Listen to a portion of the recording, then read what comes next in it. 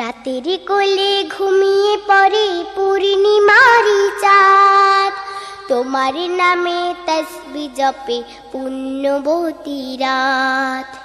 রাতের কোলে ঘুমিয়ে পড়ে পূর্ণিমারি চাঁদ, তোমার নামে তসবিহ জপে পুণ্যবতী রাত।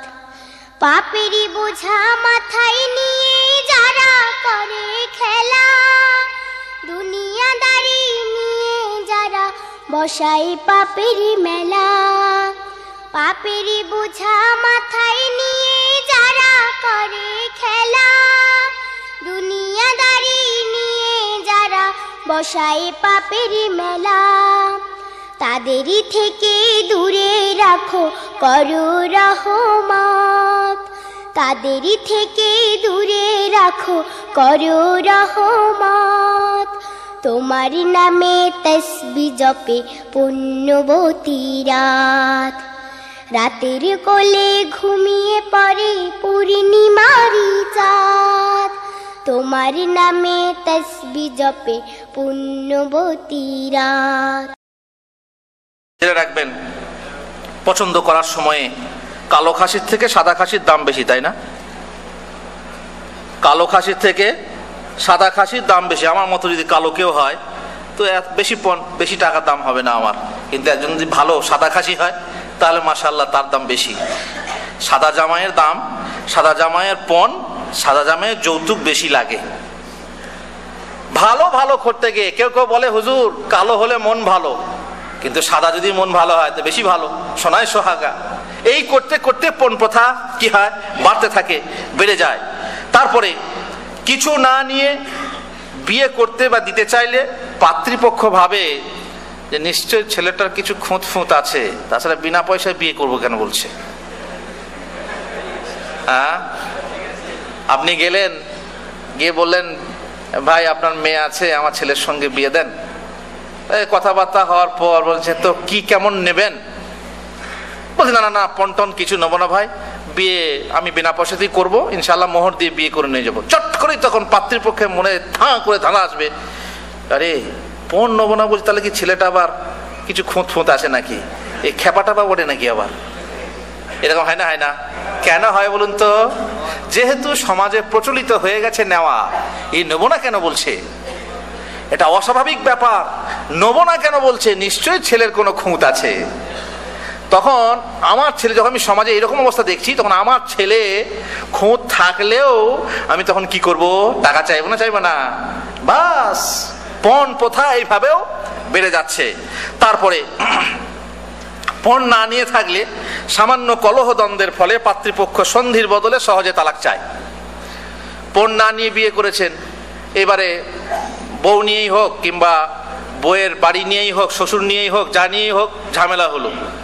ঝামেলা হয়ে দেখবেন যে সঙ্গে সঙ্গেই মেয়ের বাবা মেয়েকে নিয়ে বাড়িতে চলে গেছে, বলছে খালাস আমি আমার মেয়ে পাঠাবো না, তালাক দিয়ে দাও। এত তাড়াতাড়ি তালাক চাই কেন? যেহেতু দেওয়া নেওয়া নেই, আমার ক্ষতি হবে না কিছু, আমি অন্য জায়গায় বিধি দেবো। কিন্তু যদি 2 লক্ষ টাকা, 3 লক্ষ টাকা বা 1 লক্ষ টাকা পণ বা যৌতুক নেওয়া থাকতো, তাহলে সেই মেয়ের বাবা তাড়াতাড়ি করে তালাক চাইতো না। কারণ উনি বাবারই অতগুলো টাকা আমার নোকসান হয়ে যাবে, থাক বাবা, কষ্ট করে মেয়ে বাবা তুই থাক, শ্বশুর বাড়িতে থাক। তখন আর সালিশ করবে না, কি করবে? তালাক চাইবে। যদি টাকা না দেওয়া থাকে সালিশ করবে, টাকা না দেওয়া থাকলে সালিশের দরকার নেই, কিন্তু টাকা দেওয়া থাকলে তখন সালিশ করবে। কোনো রকম করে মিউচুয়াল করে দাও। বোঝা গেল কি যে এটাও একটা পণ প্রথার কারণ, পণ বেড়ে যাওয়ার কারণ, যে খোলা নিতে প্রস্তুত হয় তাড়াতাড়ি, তার জন্য আগে পণ নিয়ে থাকে, তাহলে চট করে তালাক হবে না। মেয়েকে বঞ্চিত করে ছেলের নামে জমি ভিটে ইত্যাদি রেজিস্ট্রি করে দেওয়া পণ প্রথার একটা কারণ। অনেক মেয়ের বাবা আছে যারা মেয়েকে বঞ্চিত করে ছেলের নামে সব লিখে দেয়। জায়েজ না না জায়েজ? আল্লাহর আইনের হস্তক্ষেপ করা জায়েজ না না জায়েজ? জি হুজুর, কোরআনের বিরোধিতা করা কি জায়েজ হতে পারে? কিন্তু অনেক হতভাগা বাবা আছে, মেয়েকে জমি দেয় না, কাকে জমি দেয়? ছেলেকে জমি দেয়, শুধু ছেলের নামে লিখে দেয়। এই জন্যেই মেয়ের জামাই আগে থেকে চালাকি করে তারা কি করে, বলে না এইরকম করলে পরে আমাদের ফারাজিটা আগেই দিয়ে দাও, দিয়ে ফারাজির নামে কি নেয়, যৌতুক, জমি, পুকুর ইত্যাদি লিখিয়ে নেয়। পণ প্রথার এটাও একটা কারণ। তবে জেনে রাখবেন এর উল্টোটাও কিন্তু পণ প্রথার কারণ। তার কারণ হচ্ছে যে একটা মেয়ের বিয়ে যখন দেওয়ার সময়ে মেয়ের বাবাকে 2-3 বিঘে জমি বিক্রি করতে হয়। 2-3 বিঘে জমি বিক্রি করে যদি মেয়ের বিয়ে দিতে হয়, তাহলে ছেলেরা তো বলবে যে আব্বা আপার বিয়ে দিয়েছেন, 2-3 বিঘে জমি তো বিক্রি করে দিয়েছেন, তার বিয়েতে সে তো নিয়েই নিয়েছে, অতএব বাকিটা আমাদের, বাকিটা আমাদের। এই বলে যখন এরা দাবি করে, ছেলেরা দাবি করে, তখন হয় কি উল্টো দিক ভাবে, ঠিক এদিক থেকেও, মেয়ের পক্ষ থেকেও এবং ছেলের পক্ষ থেকেও, দুই দিক থেকে পণ প্রথা বেড়ে যায়। এক ফারাজি হিসাবে নেয়, আর এক হচ্ছে পাবনা হিসাবে নেয়। দুই ভাবে পণ প্রথা বেড়ে যাচ্ছে। তারপরে সমাজে বিশেষ করে বিবাহ শাদীতে উপহার উপঢৌক দেওয়ার যে প্রথা, লৌকিকতার রেওয়াজ বড়। উপহারে প্রেম ও ভালোবাসা বর্ধিত হয়। নববধূর মন যেমন এই শুভ মুহূর্তে নতুন মানুষের নিকট থেকে উপহার রূপে কিছু পেতে আকাঙ্ক্ষী হয়, তেমনি হয় নবজামাতার মন। কিন্তু অনেক ক্ষেত্রে অনুভূতিহীন পাত্রীপক্ষের জবাব থাকে, চাই না তো দেবো কি, চাই না তো দেবো কি, আপনি নেবেন না, কিন্তু মনে থাকে যে একটু উপহার পেলে হতো।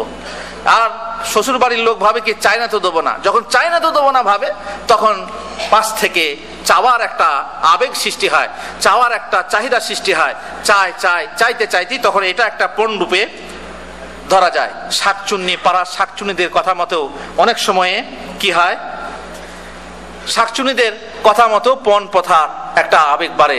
কিরকম, বউ এসেছে বাড়িতে, এসে কথাবার্তায় পাড়ায় হ্যাঁ গো তোমার ছেলের বিয়ে দিলে কি পেলে, শ্বশুর বাড়ি থেকে কি এলো? তো বলে না আমার ছেলে পণ নেয়নি, বিয়েতে কিছুই পায়নি। বলে বাবা যে কি চায়, না চেয়ে নিলেও কি কিছু দিতে হয় না? অমকের বিয়ে হয়েছে, খাট পেয়েছে, আলমারি পেয়েছে, টিভি পেয়েছে, আর তোমাদের কিছুই নেই। এই যে শাকচুন্নিরা এসে যখন ওয়াসওয়াসা দেয়, কুমন্ত্রণা দেয় মা বাপের মনে, ছেলের মনে, তখন সেইটাই আগামী ছেলের বিয়েতে কিংবা অন্য কোনো ছেলের বিয়েতে পণ নেওয়ার একটা আবেগ সৃষ্টি করে, চাহিদা সৃষ্টি করে। অনেকে টাকা পয়সা জমি নেয় না, বলে কি করে, বলে জামাই বিটি সাজিয়ে দাও, বলে জামাই বিটি সাজিয়ে দাও।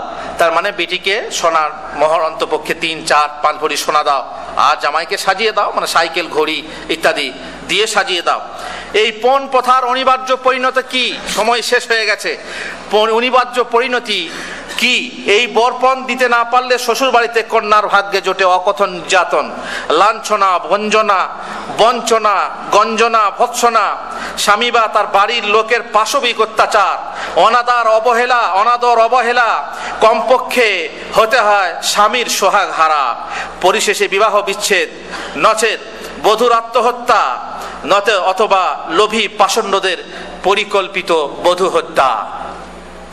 বাড়িতে মেয়ে এসেছে, মেয়ে পণ নেওয়া, বিয়ে না, পণ দিতে পারেনি আব্বা, সংসার করছে।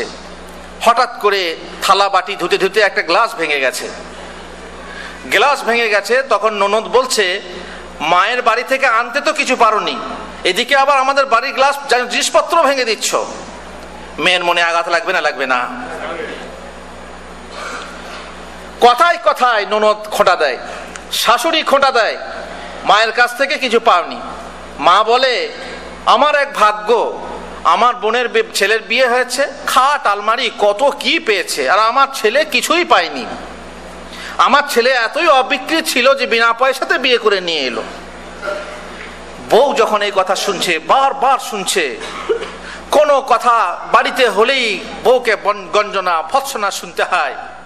রাত্রেবেলায় যখন স্বামী কাছে আসে, স্বামীর কাছে ফিসফিসিয়ে বউ বলে, স্ত্রী বলে তোমার মা আমাকে এই বলছে, তোমার বোন আমাকে এই বলছে, তোমার বোনাই আমাকে এই বলছে।